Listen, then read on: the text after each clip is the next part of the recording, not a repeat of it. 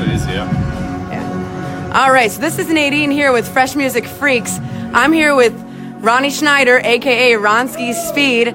Absolute legend. This guy has been performing, DJing, producing for ages, since I was in grade school, actually. So, yeah, a long time.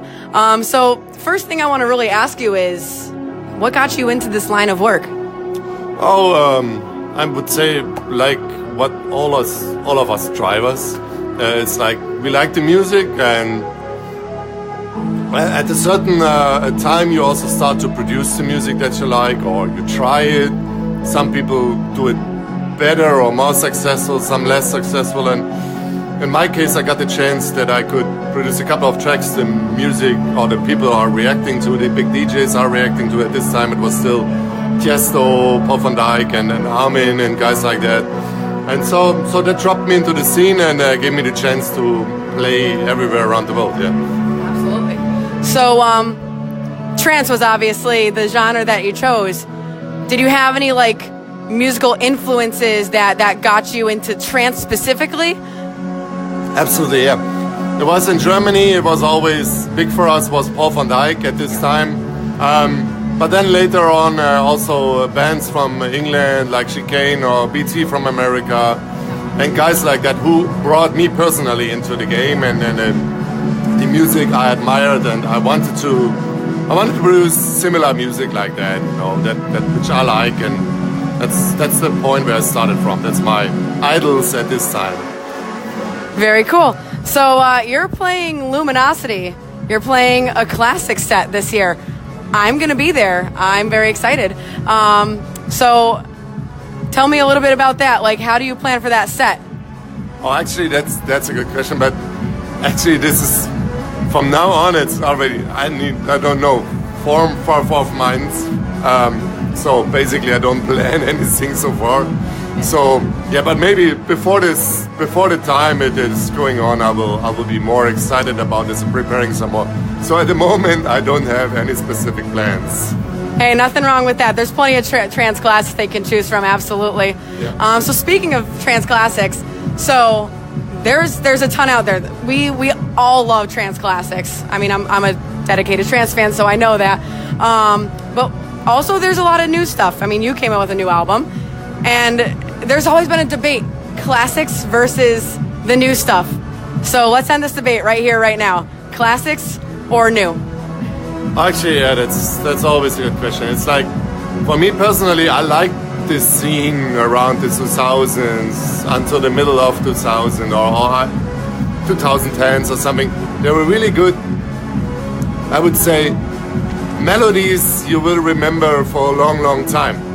And now I have more the thing about the new stuff that's coming out now. It's like very often you have good producers, but a couple of melodies that you find maybe cool for 2 or 3 weeks, and then you don't remember them in your mind. So this is the big difference. So what to say, I think maybe for me more like the old stuff, like the classics. But I also see that many people going back to the sounds they produced years ago. I would say maybe examples like the Swill Seekers or something, who really doing just the same sound, finding back to a Solar Stone, but what they played like 10 years before, and they're successful with that. So why not combining everything to one thing? It's just about the music, you like it or don't like it. Yeah, 100%. I definitely agree with that. Now, you play a lot of sets, you know, around the world, and there's so many different tracks that you can choose from the entire night. Like, how do you choose what tracks you play? I mean, like, do you have pretty much a setup that you know you're going to play, or do you look at the crowd and say, oh, wow, I should probably play this next? Actually, I'm usually always looking into the crowd. Actually, I know when I go to the club or when the people going to my concerts or DJ gigs, they know what to expect, and so I'm free to choose from the tracks that I personally like. Sometimes you also play a crowd pleaser, of course, but usually you are more or less free, and sometimes the people coming to you and saying, "Oh, can you please play this track?" You know, and sometimes even the tracks are a little bit older, and you say, "Oh, come on, I need to look on my USB if I still have it with me," and so on. This is sometimes complicated, but I'm usually only looking at the crowd, and I have only a limited amount of tracks on my USB stick, so that's all I can choose, you know. So somebody wants this and that, or Chainsmokers or what, I cannot play it, sorry. Oh yeah, 100%. I mean, you only have so much space on the USB, right? And I mean, you produced a bunch of tracks like of your own that are freaking awesome. Like my favorite song personally is "The Space You Are." So if you play that tonight, I'll be really happy. But so when you're like producing a track like that, or your tracks even like, you know, off your new album, any track, when you go down and you sit in the studio, where does your mind go? Like, is your mind like, oh, rainbows and kittens, or is it like, do you like just get in the zone and you're just like, just doing it? Oh, yeah, that's a good question. It's from that to that, you know.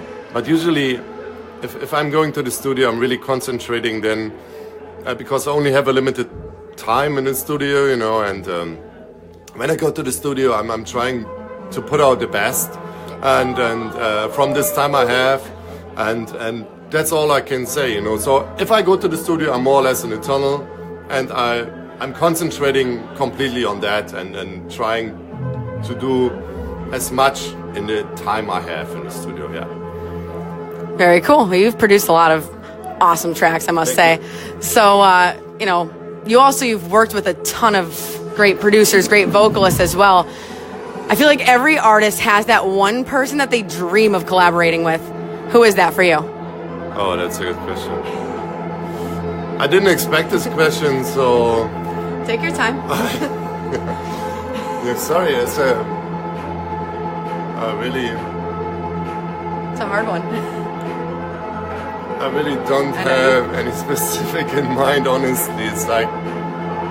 I mean, you can honestly, email me it's later. really, That can be for me, let's say it like that.